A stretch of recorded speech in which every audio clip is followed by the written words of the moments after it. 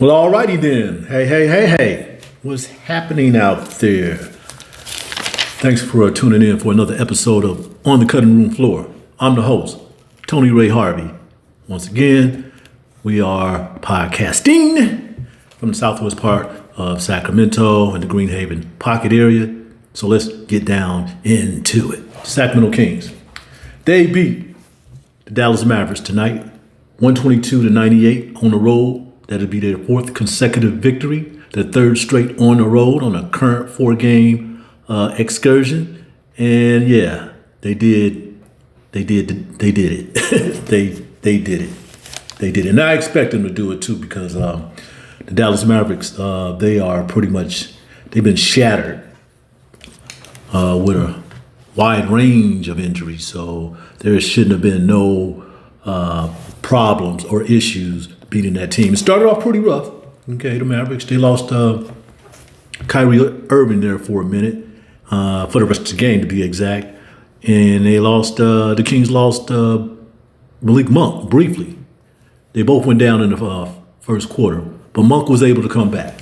But the most important thing about this is they got the W. They are 32-28 on the years, the Sacramento Kings. To me, it seems like everything is coming together, because their defense in the third quarter was definitely the difference in this victory. But I want to start right here, though. Zach LaVine, the NBA's Western Conference Player of the Week. Apparently, he was feeling good about himself tonight. LaVine had 22 points off 8 of 12 shooting from the field. He made 4 or 5 shots beyond the arc, and he knocked down both attempts from the foul line in the Kings' 122-98 clobbering of the Dallas Mavericks. As I said before, the Kings are 32-28. They're 4 games over 500. However, the Kings are 7-4.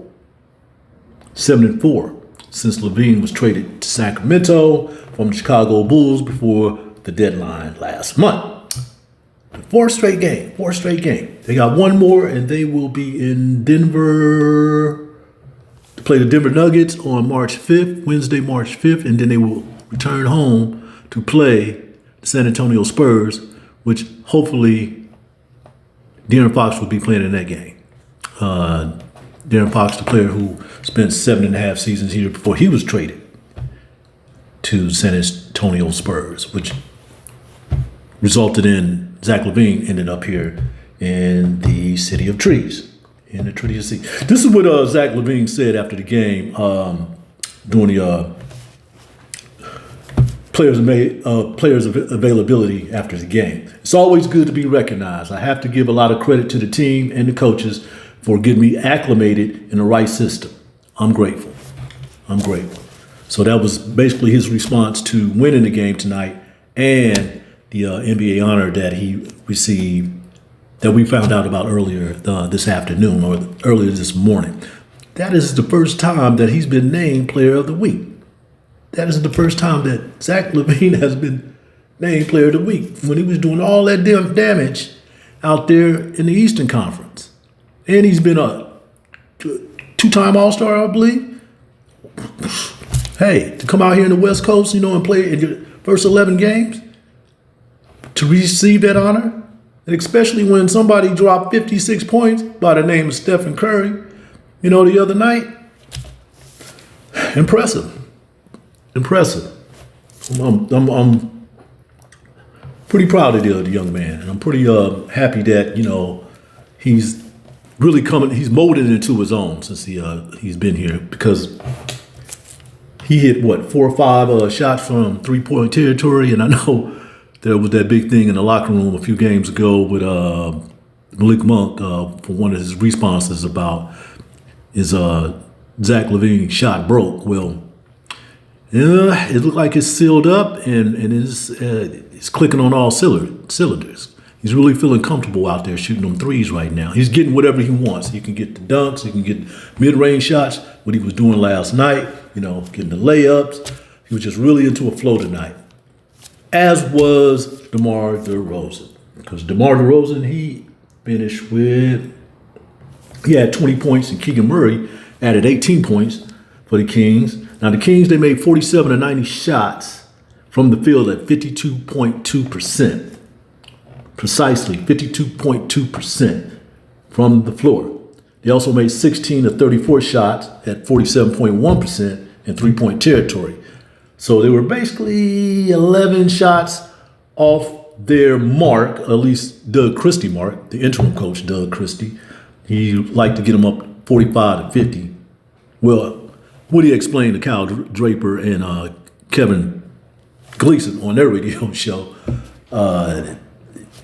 he shoot for 50, but he wanted to be the Kings around that 45 shot mark. But 34 for 47, hey, we'll take that. We'll take that. So, Domantas Sabonis did not play tonight. He is going to be out for about a week. He has a grade 1 left hamstring strain. That's what they're calling it.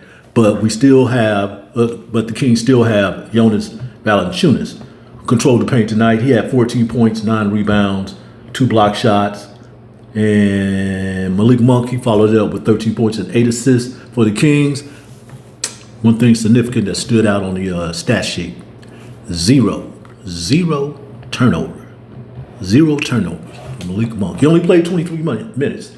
He went out in that first quarter. He did not return until late, I want to say late in the second quarter, at the 3-minute mark of the second quarter. And he was good to go for the rest of the game. He was good to go for the rest of the game. I'd like to hear that, but I do hope that Kyrie Irving is okay.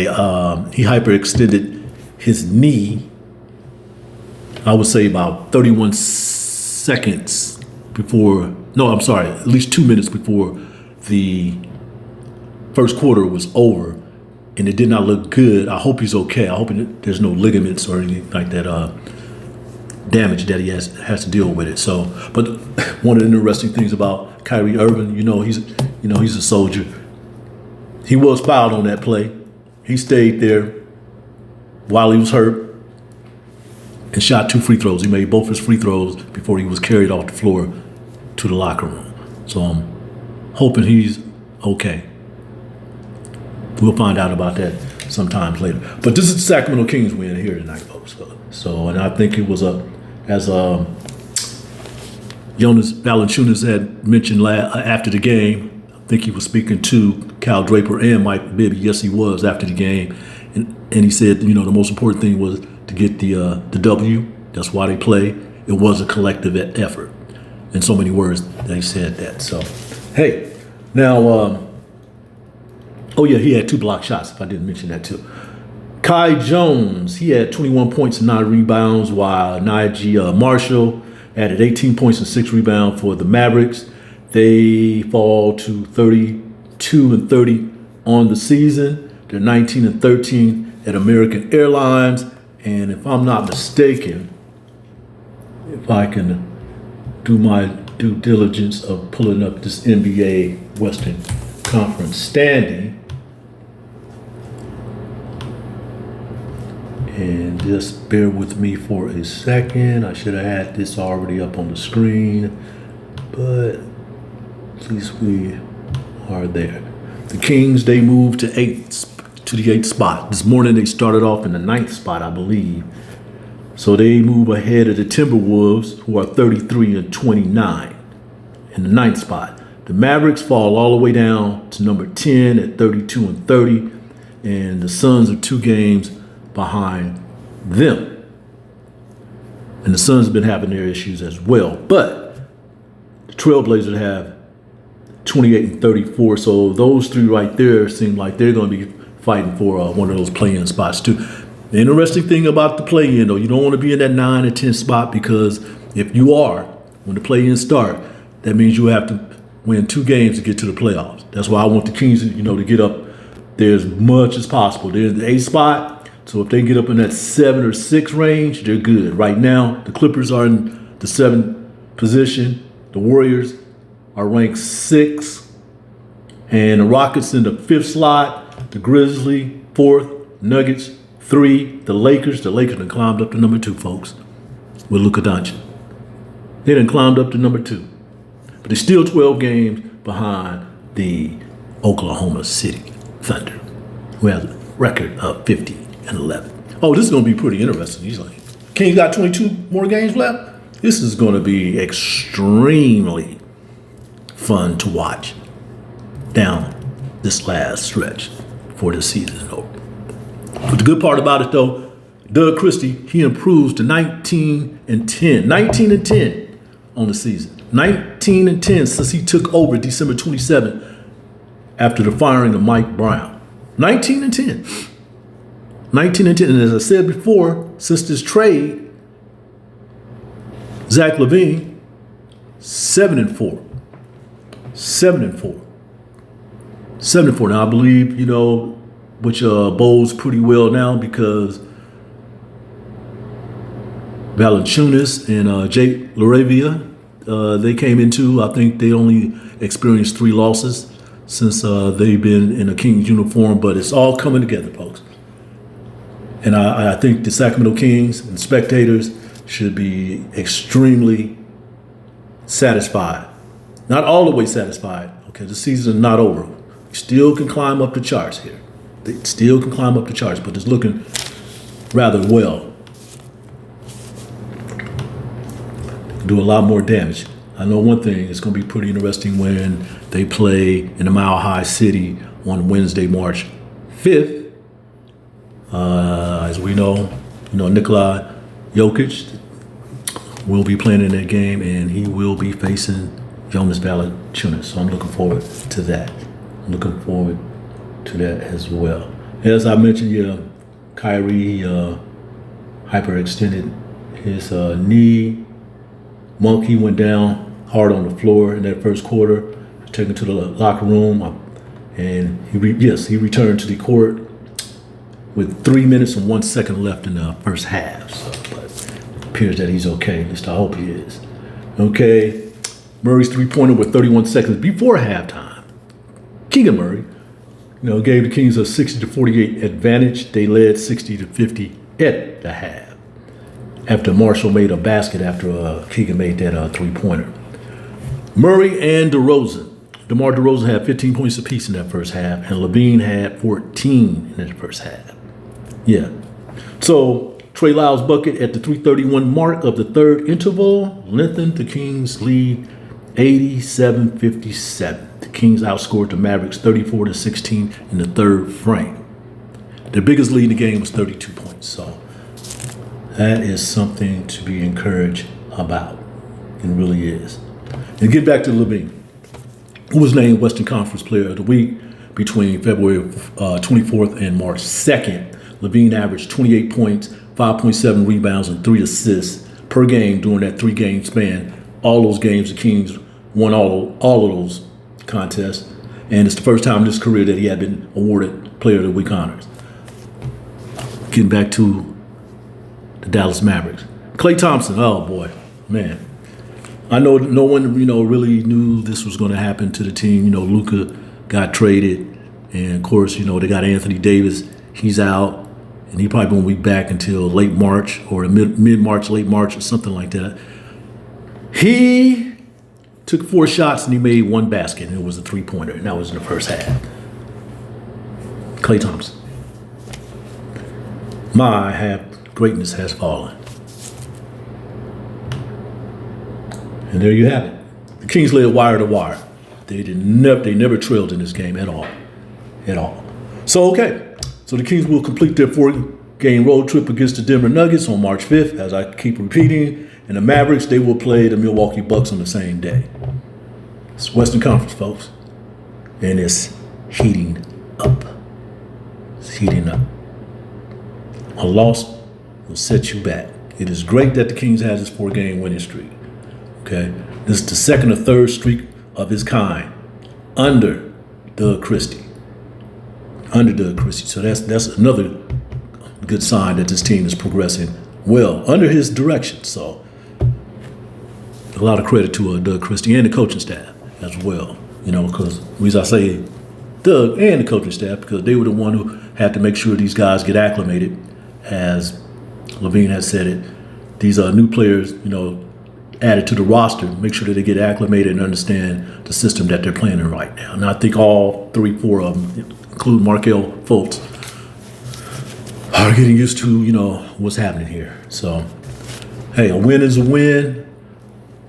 as I said, I know the Mavericks are decimated with injuries, but you take advantage of those opportunities, and the Kings certainly did that.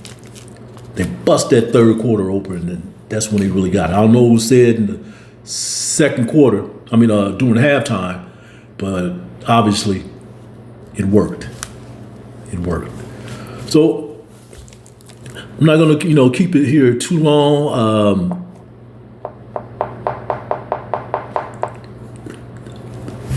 I don't want to stop right there.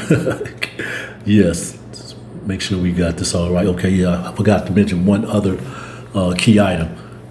The Kings went to the line 12 times, and they made all 12. They had 44 rebounds. They had 34 assists in the game. I think they had like 15 or 16 in the first half. Something else that I want to talk about. 7 turnovers. 7 turnovers. And out of those 7 turnovers, Jonas Valančiūnas, he didn't turn the ball over. As I said before, Malik Monk, he didn't turn the ball over. Keon Ellis, he didn't turn the ball over. Now, Keon was 0 for 7 shooting from the floor. But, you're going to have those type of games there. But he still had 2 rebounds and 2 blocks in 26 minutes. So that's the only thing that we were really concerned about. His defense spoke for itself tonight, so we're not worried about that. But he did not turn the ball over. Jake LaRavia, he didn't turn the ball over. Trey Lyles, he didn't turn the ball over. Wait, let me see. Jake LaRavia, he did. He turned the ball over once, which that's acceptable. Trey Lyles did not turn the ball over. Not once. 7 turnovers for the whole game. And almost, about to sign off the air, without even mentioning that. But these things are really, really helpful for the Kings. He had 9 offensive rebounds out of those 44. Matter of fact, I think Dallas Mavericks, they equaled that as well. They had 44 rebounds. And also, the Mavericks bench scored 75 points out of those 98 points. 75 points out of those 98 points. Now, strange enough, not one player for the Mavericks, starting 5, scored over 7 points. And guess who scored the 7 points? Kyrie Irving. He did it all in the first quarter before he went down. Wow. Incredible. And he still led the starting 5 in scoring. 7 points. And I did mention Kai Jones, who they just signed him, with all these injuries. He's been in the league for a little while too. I think he only played like 46 games last year when I was checking it. So he had 21 points. Max Christie, who they got in a trade with LA for the exchange of Luka Doncic, he had 10 points. Najee Marshall, I did mention that, he had 18 points. And Spencer Dinwiddie, who's been coming off the bench, he had 10 points, but he was 2 for 12 shooting from the floor, but he made 5 or 6 shots from the foul line, from the free throw line. So this team is really, really struggling, which I'm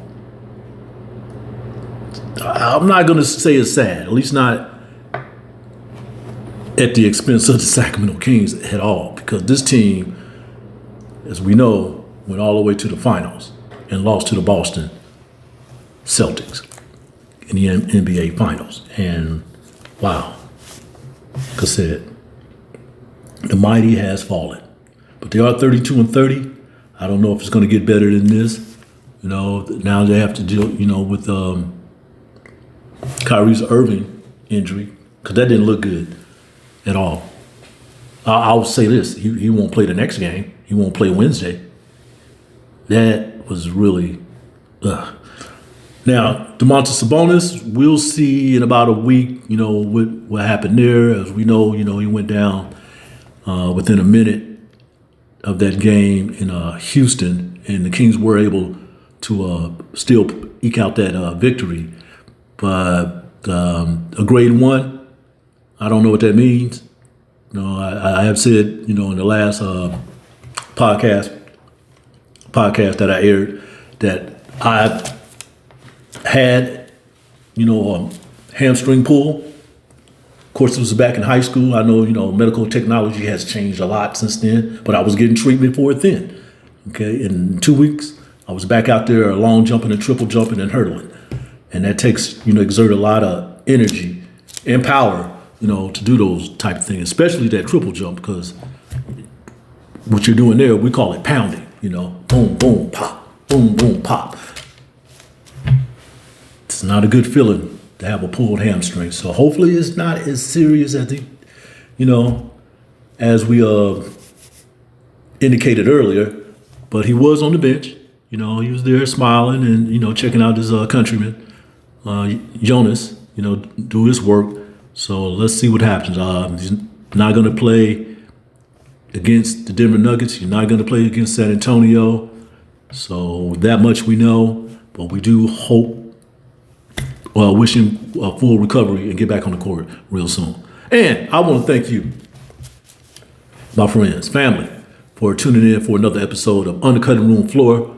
I'm the host, Tony Ray Harvey. Please hit that like button. And if this is your first or second or third time, go ahead, hit that subscriber button. I'm trying to bring it to you from my perspective, the best way I can. As you know, I do a lot of stuff. I mean, look how I'm dressed. I was at the Capitol all day today, California State Capitol, cover politics, which is a pretty interesting beat. But anyway, I will be back Wednesday after that game, which is the final road game for the Sacramento Kings. Hopefully they can pull that out. They will be 4-0 on this road trip if they can pull it out against the Denver Nuggets. And Doug Christie can return back to go to one center, 20-10. I'm looking forward to that part, 20-10. That means he done run over 2/3 of his game, 20-10. Impressive. Thanks again, folks. I'm out of here. Peace.